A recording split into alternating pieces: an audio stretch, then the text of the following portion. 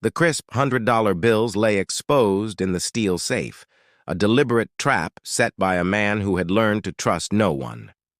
Marcus Wellington had built his fortune through calculated risks and careful observation, but somewhere along the way, he'd lost something more valuable than money, his faith in people. Now, standing in his marble-floored study, he watched the security camera feed on his phone, waiting to catch his housekeeper in the act of betrayal. What he witnessed instead would shatter every cynical belief he'd held for 20 years. Marcus had interviewed 17 housekeepers before hiring Rosa Martinez. She was 52, soft-spoken, and had eyes that seemed to carry the weight of 1,000 untold stories. Her references were impeccable, her demeanor professional, and her smile genuine, or so it appeared. But Marcus had been fooled before. His last housekeeper had stolen a vintage Rolex. The one before that had taken jewelry his late mother had left him. Each theft had added another brick to the wall he'd built around his heart. "Trust is a luxury I can no longer afford," he'd told his lawyer over scotch one evening. "Everyone has a price. Everyone breaks eventually." So he devised a test. He would leave his safe open, just a crack, with stacks of cash visible inside. $10,000 in neat bundles, enough to tempt anyone, enough to reveal the truth about who Rosa Martinez really was. He installed an additional hidden camera in his study, one she wouldn't notice among the others she already knew about. Then he left for what he claimed was a 3-day business trip to Chicago, but Marcus never boarded that plane. Instead, he checked into a hotel 20 minutes from his estate, opened his laptop, and began his surveillance. He watched Rosa arrive punctually at 7 in the morning, just as she had every day for the past 3 months. She moved through the house with practiced efficiency, dusting, vacuuming, organizing. She hummed old Spanish songs while she worked, melodies that reminded him of something warm he couldn't quite name. By noon on the first day, Rosa reached his study. Marcus leaned closer to his screen, his jaw tight, his finger hovering over the record button.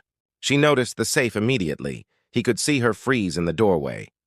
She stepped closer, and his heart pounded with grim vindication. "Here it comes," he thought.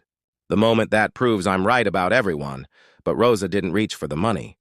Instead, she glanced around nervously, then quickly pushed the safe door closed, spinning the dial to lock it. She pulled out her phone with trembling hands and called him. Marcus's phone buzzed in his hotel room. "Mr. Wellington?" Her voice was anxious when he answered. "I'm so sorry to bother you, but I found your safe open in the study. I've locked it, but I wanted you to know right away. I hope everything is okay. I hope no one—" Marcus couldn't speak for a moment. "Thank you, Rosa," he finally managed. "I must have forgotten in my rush to the airport." "These things happen," she said warmly. "Travel safe, Mr. Wellington." He sat staring at his phone long after the call ended. She had protected his money, then called to warn him. But doubt still gnawed at him. Maybe she was just being cautious because of the cameras she knew about. Maybe she was smarter than the others, playing a longer game.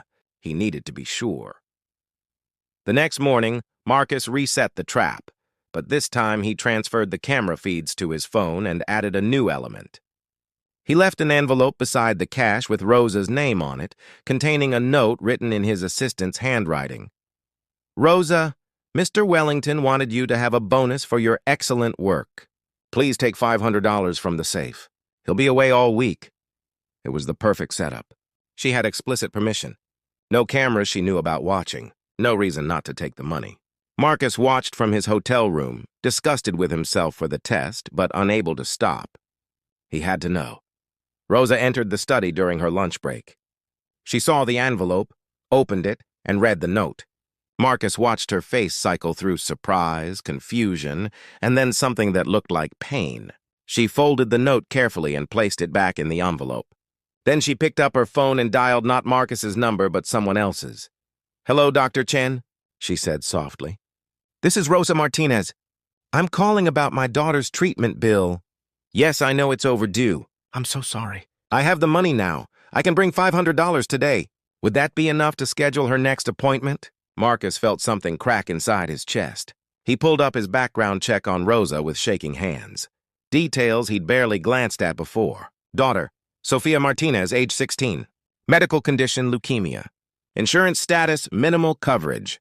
Financial situation, multiple hospital bills and collections. He watched Rosa put her phone down and stare at the safe for a long moment. Then she closed it again, locked it, and walked away without taking a single dollar. She called him 10 minutes later. "Mr. Wellington, I received a note about a bonus, but I cannot accept it. You've already been so generous with my salary. Also, I think someone may be trying to trick me. The note wasn't in your handwriting, and you would never leave your safe open like this. I think you should come home and check your security." Marcus's vision blurred. This woman, who needed money desperately for her dying daughter, had refused to take it even with explicit permission because she thought someone might be manipulating her employer. She was protecting him while her own child waited for treatment. "Rosa," his voice broke. "The note was from me. Through my assistant. I wanted to give you the bonus." "That's very kind, but I cannot accept—" "Rosa, wait. Don't hang up. I need to tell you something." Marcus took a shaky breath. "I'm coming home. Right now. Please don't leave." He made it back to his estate in 17 minutes.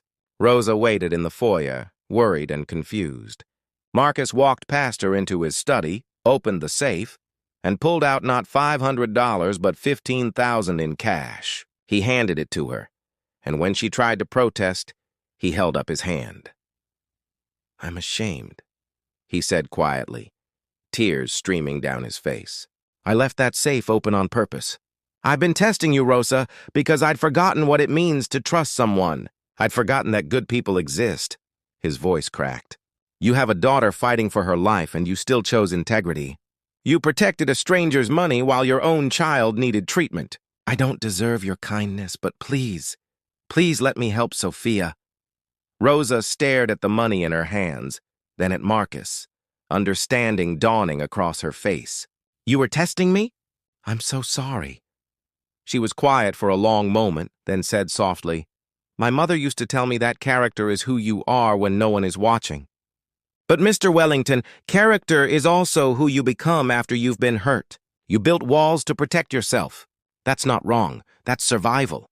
What matters is whether you can still take them down." Marcus covered his face with his hands. "How can you not hate me?" "Because you're here," Rosa said simply. "You saw the truth and you came back. That takes courage, too."